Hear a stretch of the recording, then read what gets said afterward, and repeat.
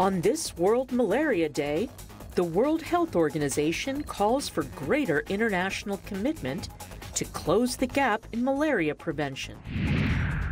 Could a Brazilian martial art help foster tolerance among young people in the Central African Republic? And uncovering the stories behind the dazzling patterns of African textiles. Africa 54 starts right now. Good evening, I'm Esther Gidu Ewart. Vincent Makori is on assignment. This is Africa 54.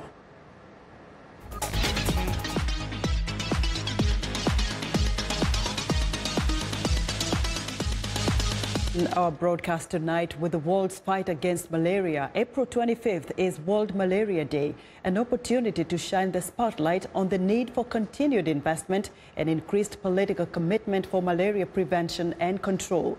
Joining us now is Africa 54 health correspondent Lino Mudu with new information on malaria vaccine program. Lino? Thanks, Esther. Well, the World Health Organization has announced that trials of a new malaria vaccine will take place in 3 African countries, Kenya, Ghana, and Malawi. They have been selected for their high prevalence of malaria and strong existing immunization programs for other diseases. The announcement was made ahead of the UN's World Malaria Day today, April 25th. As Henry Ridgewell reports, the chosen theme for this year is a push for prevention. Malaria remains one of the world's deadliest diseases, killing close to 500,000 children every year, mostly in Africa. So the testing of a new vaccine called RTSS has been greeted as a great step forward. It is hoped that 360,000 children will be vaccinated between 2018 and 2020 in Kenya, Ghana and Malawi. We're very appreciative that GSK, the pharmaceutical company that is developing the vaccine, will provide this free of charge for this pilot. And the vaccine will be assessed as a complementary intervention in Africa that can be added to our existing toolbox of proven preventive, diagnostic and treatment measures. While a malaria vaccine would be an invaluable tool, other methods remain vital in preventing malaria, says Dr. Thomas Churcher of Imperial College London. He uses mathematical modelling to highlight the best way of blocking the main vector that transmits malaria, the mosquito. Currently, the majority of control is through the use of bed nets, but there's increasing fear that mosquitoes are becoming resistant to some of the insecticide on those bed nets. And so there's a chance that control that works today might not work as well in the future. And so what we need to do is we need new types of ways of killing mosquitoes, new types of bed nets, new types of drugs, new types of vaccines. Global efforts to reduce transmission have led to a 2/3 reduction in malaria deaths between 2000 and 2015. It's hoped the development of a vaccine will get us one step closer to one day eradicating the disease. Hopefully one day we will have a vaccine that's good enough to be that silver bullet, but the current vaccine can do an awful lot, but it is not going to completely halt malaria transmission. And so therefore the recent studies show that it's partially effective and that effectiveness wears off quite quickly over time. The $50 million trials in Ghana, Kenya and Malawi are being funded through a network of NGOs and global institutions. Far greater investment will be needed to roll the vaccine out globally if the pilots prove successful. Henry Ridgewell for VOA News, London. Zambia has launched its Malaria National Elimination Strategy on this World Malaria Day, pursuing the ambitious goal of a malaria-free country by 2021. Joining us in the studio for more is Dr. Busiku Hamainza, epidemiologist with Zambia's National Malaria Elimination Program. And Dr. Busiku, welcome to the show. Thank you very much. Also joining us in the studio is Miriam Chisamba, certified midwife with the Kafumbwe Rural Health Center in Zambia. Miriam, welcome to the show. Thank you very much. Eliminating malaria by 2021. That's an ambitious goal. How does the country plan to achieve that? What is the strategy? Oh, thank you very much. Actually, what we have is we're calling our strategy the A to E strategy. So we have about 5-6 steps that we want to follow. And the A is really trying to optimize whatever interventions that we have in place. That is the use of nets, indoor video spraying, of course, and also diagnosis and treatment of anybody who suffers from the disease. And this is coupled with also a communications campaign. And B is really focused on trying to understand where the problem is, so improving our surveillance systems. And C is really focused on community interventions that are targeted at reducing parasite prevalence within the communities. And D is also looking at trying to have a situation where if you detect a case of malaria at a community, you actually follow it to source at household level. And of course, the E is where we want to be, which is elimination. Elimination, indeed. And people like yourself, Miriam, first of all, you are called a health hero, which means you've been doing a lot of good works there, right? Yeah. Tell us about your experience in terms of the burden of malaria, people such as yourself that are in direct contact with the population. How have you successfully addressed this issue in the community that you serve? Thank you very much. Well, the burden of malaria in the community is large enough in every day, in a daily cycle. When you go to the facility, we open around 8 hours, you find a long queue waiting for you, and they would present with complaints that are suggestive of maybe this is malaria. And then if it's suggestive of that, we subject them to do a rapid diagnostic test. And when they're found positive, we give them the SCTs, which is the combination therapy of artesunate. And you've seen some successes with this? Yes, please. There is great and tremendous success, yeah. And speaking of success, observers have agreed that Zambia is really making some progress in terms of containing malaria. What is working in Zambia? What are some of the lessons learned that perhaps other countries can replicate? So I think what we have is a situation where we have actually gone to the communities and discussed with them how we can implement our programs. So basically our communication strategy is really built in approaches that are acceptable to the community, and we ensure that we provide these services to them in a timely manner. We have mass distribution of nets every 3 years. We have annual indoor residual spray campaigns which start just before the transmission season begins, and we also ensure that we have a continuous supply of treatments as well as rapid diagnostic tests, not only at the health facility, but also at community level, where we have our community health workers actually being able to test and treat and provide these life-saving drugs. Now, Dr. Busiku talked about the available resources, but a lot of time we talk to healthcare workers and they complain about the lack of resources and even the health centers that are not really adequately, they don't have enough resources. What is your experience in terms of the resources and the support that you see coming from the government and the healthcare system? Okay, the support has been great for the past few years, but before these few years, let me say 3 years before, there was really an issue of logistics. We would run out of logistics, the RDTs, and also the treatment. But for the past 2 years, the rapid diagnostic tests and the treatment, the SCTs are well abundant, and we've never run out of the supplies. Even the ITNs have just been coming in. They are free-flowing, and then people were happy about that. And then even the disease burden has been lessened because fewer people are now getting malaria. Yeah. Now, some critics say that African governments are not investing enough in terms of helping malaria and getting access to resources. What is the government doing? How is this flow of money coming in or resources coming in? How much is this part of the government and part of it is from the donors? So I think the biggest player actually is the government. Okay. The government has already dedicated on an annual basis a set amount of money for commodities, and they also are the ones that are paying and looking after the human resource that is actually implementing these programs.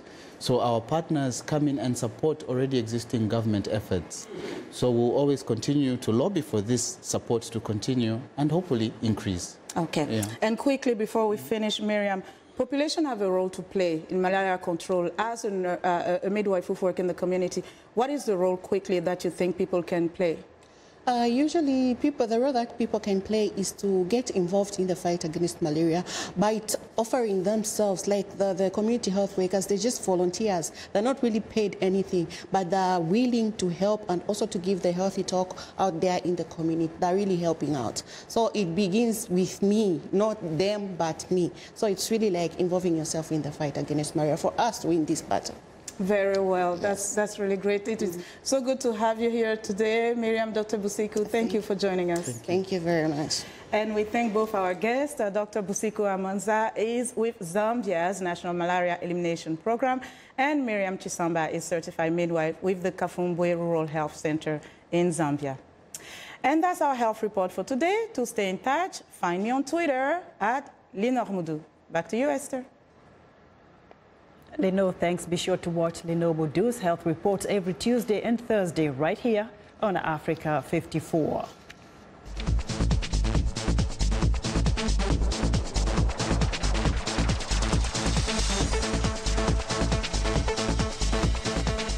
The United Nations officials say they are shocked and horrified by a video screened by the government of the Democratic Republic of Congo in Kinshasa that appears to show the brutal killing of 2 UN investigators who were walking with a group of men wearing red headbands, characteristic of the local Kamwina Sapu militia.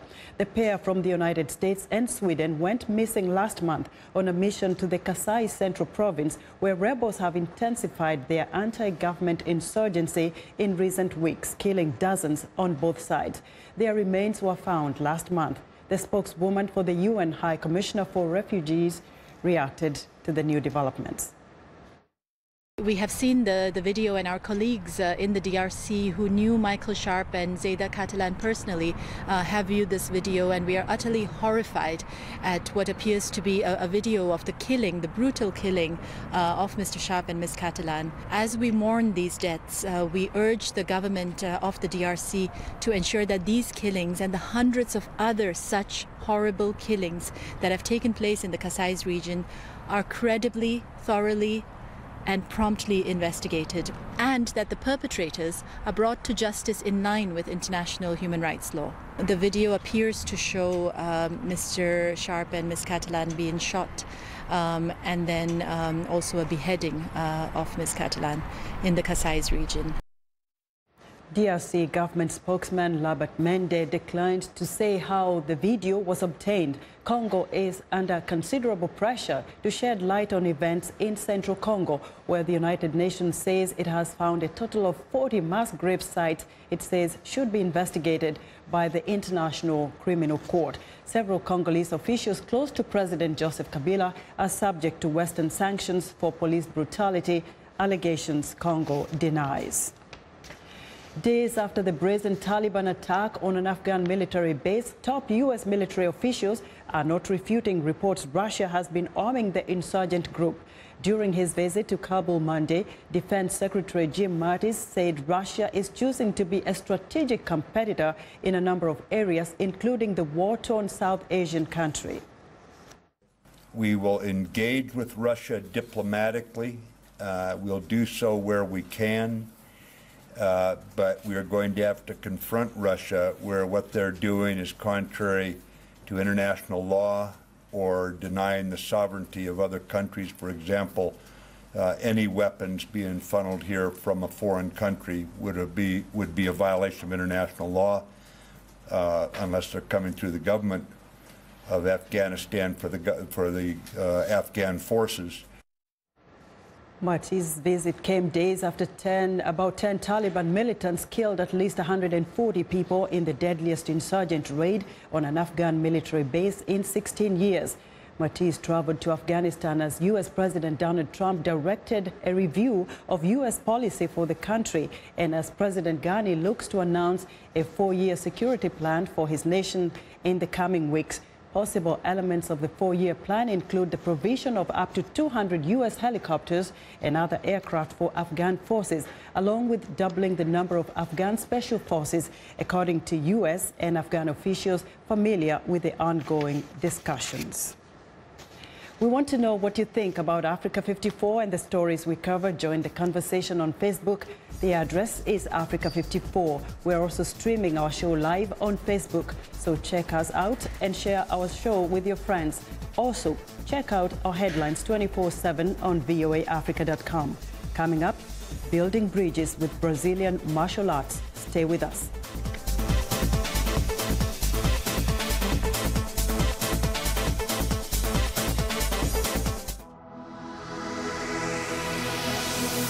I'm Jeff Selden, and I work the National Security Beat. National Security Beat is anything that affects the national security of the United States, from counterterrorism to surveillance to even relations with Russia. It's one of the most fascinating beats you can have. It's probably one of the more important beats that you can cover because it touches on so many areas of the world, so many areas of people's day-to-day lives. I'm Jeff Selden, and my beat is national security.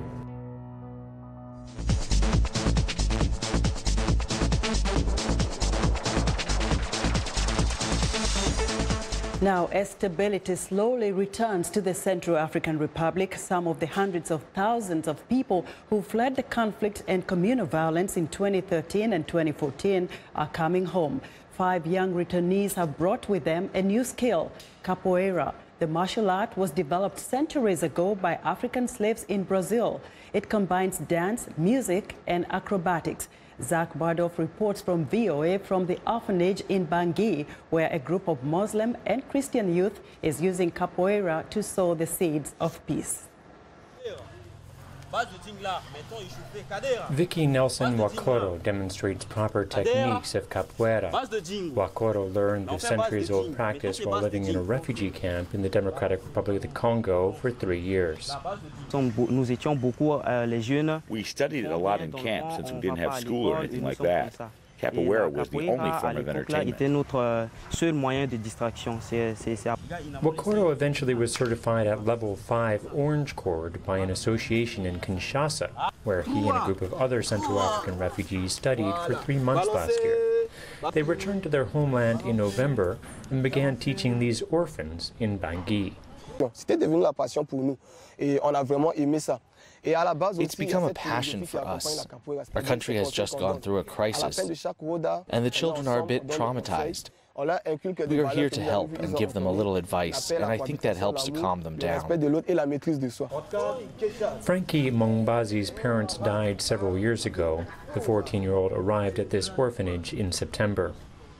When I came here to the orphanage, I found a big family. I'm happy to do capoeira with my new brothers. At the beginning, it was difficult, but the teachers come to correct us and help us to improve. The teachers say they try to impart the values of capoeira: tolerance, fair play, discipline, and respect. They hope it can help the children foster a more peaceful future for the country. In the other martial arts like Taekwondo and Judo, they hit each other. But in the Capoeira, we don't hit each other. And in each round, even if someone makes a hit, you have to say, "Oh, he touched by mistake." You hug each other and say, "Excuse me, excuse me." The orphanage's director says he's noticed a difference since the kids started capoeira in November. The children were fighting all the time. They were sparring all the time, and they didn't forgive easily. I saw that with the capoeira. I saw that the children are learning to forgive each other. Reconciliation is an ongoing challenge for this country, still struggling with divisions over religion and the impact of a bloody civil conflict. Zach Badorf for VOA News, Bangui. Now, here in Washington, the pressure is on U.S. lawmakers to extend funding for the U.S. government. As VOA Michael Bowman reports, Congress has until Friday to authorize new spending or partial federal shutdown would ensue. Unless a spending bill is signed into law this week, Donald Trump will become the first U.S. president to preside over a government shutdown in the first 100 days of his administration. I think we're in good shape. The White House says it is too soon to panic. Those discussions have been ongoing with House and Senate leaders as we approach this deadline. The bottom line, is there a spending bill that can pass Congress that Trump would sign? the president wants a down payment on a key promise to voters, constructing a wall along the U.S.-Mexico border. Democrats like California Senator Kamala Harris fiercely oppose the idea. Will you pledge today to vote no and do everything you can to block any budget that includes funding for a border wall with Mexico? Yes, without any doubt. Among Republicans, support for wall construction is strong but not universal. Some, like Florida Senator Marco Rubio, want Congress to sidestep thorny spending items that could delay funding, arguing a federal shutdown is unacceptable given the international challenges America confronts. Some in the administration are signaling patience on border wall funding. We need that wall, and I believe Congress will eventually deliver. Rather than risking a shutdown this week, congressional Republicans may opt to push for border wall funding in the next fiscal year, which begins in October. Given that they control both houses of Congress and spending bills cannot be blocked by the minority party, Republicans can, in theory, pass any spending bill they desire, as Democrats are quick to point out. The minority cannot kill or pass a bill by the sheer fact that you're in the minority. Only the majority can do that. And right now, if the majority doesn't have its act together, that's when you find a government shutdown in the making. A shutdown would halt federal services deemed non-essential. While national parks would close, the Pentagon and other national security entities would continue operations. Michael Bowman, VOA News, Washington. It's time now for a short break. Still to come on Africa 54. Can a textile pattern tell a story? We'll have the answer after a short break.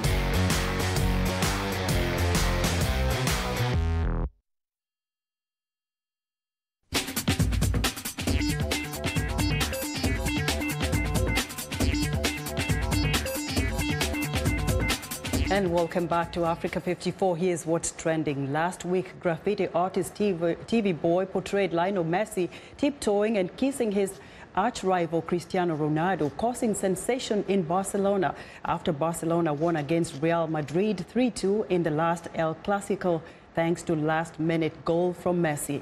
The Italian artist decided to portray the Argentinian as a messiah, playing with Messi's surname and representing him as Jesus Christ. Messi's goal against Real Madrid was his 500th for Barcelona and his 31st goal for this season in La Liga. And finally, just beautiful. South Asian fabrics and embroideries met East Asian looks on the final day of Karachi Fashion Week in Pakistan. One collection that had fashionistas talking, named I Am Red, featured organic floral scales in embroidery and unique silhouettes with a color palette that spanned the full spectrum of red. Another collection called Cosmology was inspired by astronomical beliefs, astronomy, celestial charts in a color palette starting with white, moving towards neutral colors and ending at black. And that's what's trending today. And have you ever thought about where all the vibrant African fabric patterns come from? Many would say from the continent, of course. But Africa 54's Zoe Ludaki found out something completely different and surprising.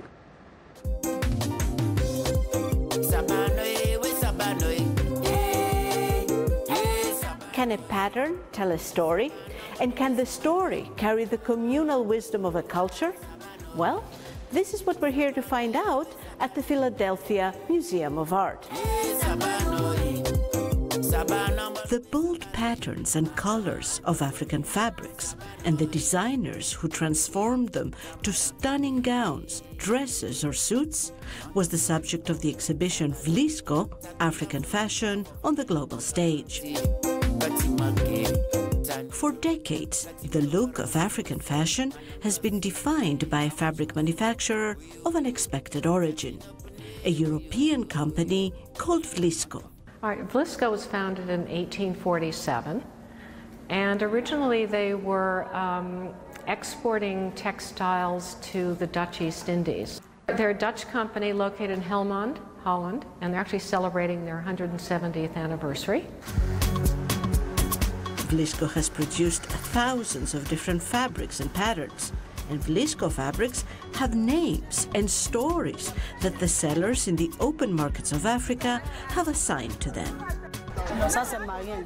This one is called Ungrateful Husband, so I prefer this one to that one.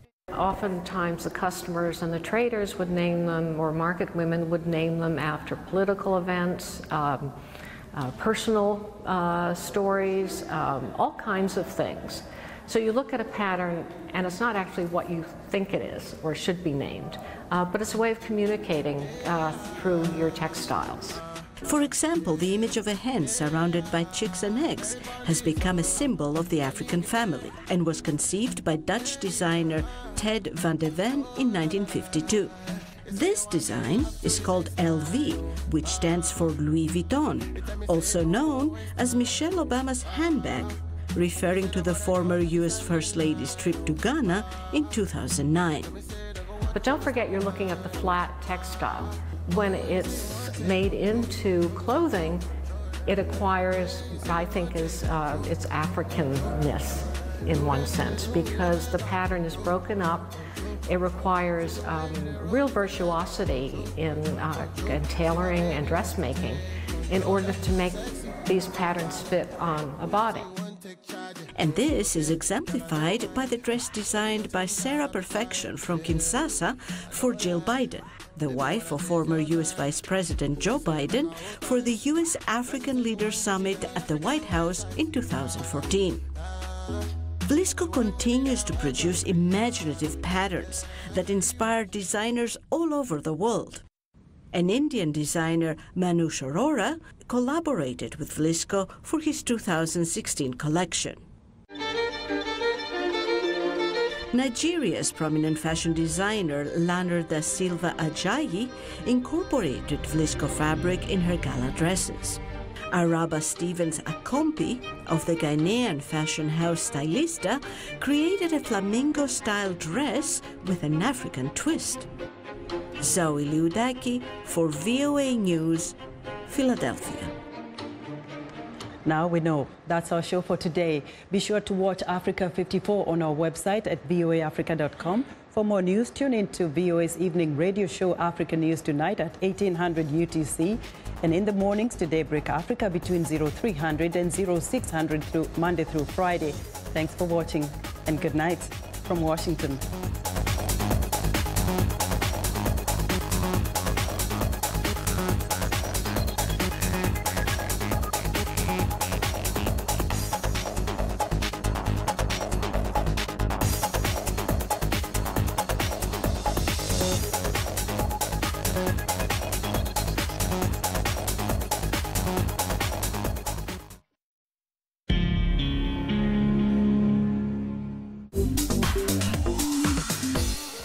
Welcome to English in a Minute.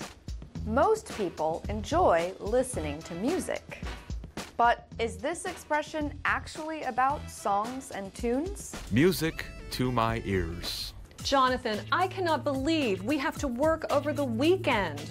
Did you not hear the news? The meeting for the project got canceled. No work this weekend after all. Awesome! That is music to